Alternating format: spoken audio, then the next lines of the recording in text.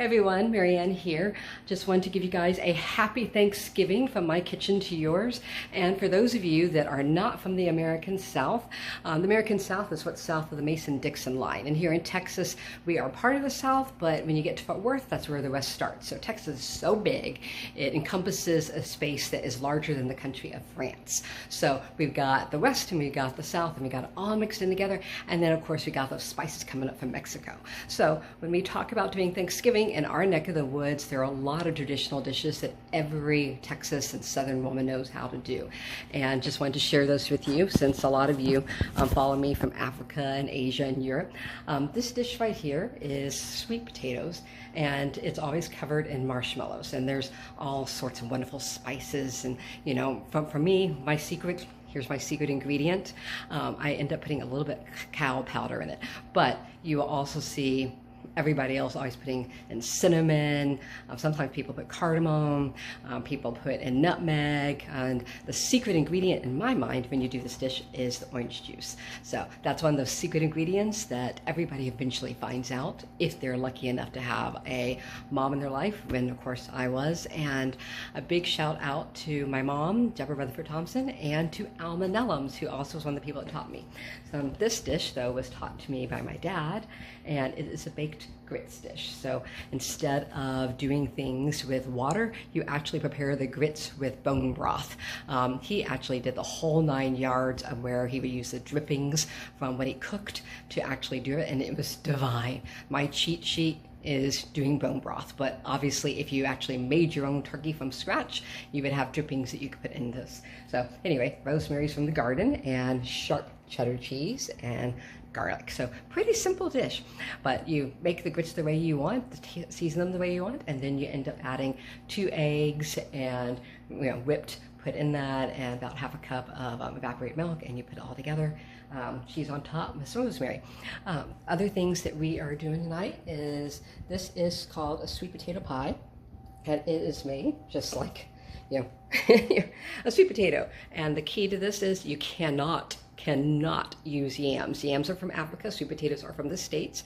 They taste very similar, but the difference is yams are very stringy and they're delicious, but they do not make a good pie. So you have to have a sweet potato so that it blends and people aren't feeling like they're flossing their teeth when they're eating it. So anyway, so I've got 2 homemade sweet potato pies, this fabulous dish, which I give complete credit to my dad, and I'll tell you a secret. One way I found out about this dish is one year I was supposed to make Christmas dinner up in Colorado, and I had a migraine, and Josh was tending to me the whole time, and my dad took all the ingredients, and we came out and I felt so bad because I thought that I was going to have anything to serve them in, and Dad had made the entire feast, including the most unbelievable baked cheese grits that I have ever had in my life to this date. But back then, during the Depression and whatnot, their kind of cooking was basically a necessity because nothing went to waste. So they would use the drippings from the turkey, and they would use them, or pork roast or anything else, to actually do this dish. So anyway, the other thing that I'll share with you is, of course, Thanksgiving is about bringing together a lot of different people's traditions. And for my husband's family, this goes back to my mother-in-law, Vicky, who creates this dish every year.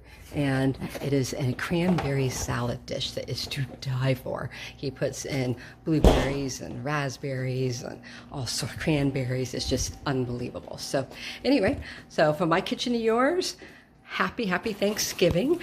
This year we are doing things casual, and some people are even showing up in their pajamas. So, but anyway, wanted to let you guys know that we are thinking of you, and lots of love to all of you and your family and your loved ones. And if you are alone tonight and feeling the pain, or feeling the pain of a lost loved one, because I know what that feels like. It hurts to not have my mom here, to not have my dad here. You know, when I look at these dishes, I see my mom and my dad. So when you cook with stuff that our loved ones did, it's like having them in the kitchen with you. Now, sometimes I feel like I have the scrutinizing eye, like, is she doing that right? But these dishes came down from their parents, who came down from their parents. And so at Thanksgiving time, which in the United States is obviously about when the Native Americans helped the first people that came and landed in America, and they shared a feast. And for Native Americans, it's sometimes seen as a tragic day because it's seen as the time the conquerors came, and instead of giving gratitude and moving peacefully, ended up opening a time of oppression. However, most Native Americans that I work with now, and I do identify as Native American, so speaking for myself and for several others, is that they always had Thanksgiving feasts. They always gave thanks and did potlucks in which you were exchanging the love of preparing the meal, the appreciation of nature, and the harvest of the fall season. And so they still do that. And while they cringe a bit at how it romanticizes the first time the colonialists and Native Americans were together, because there's a lot of painful history with it.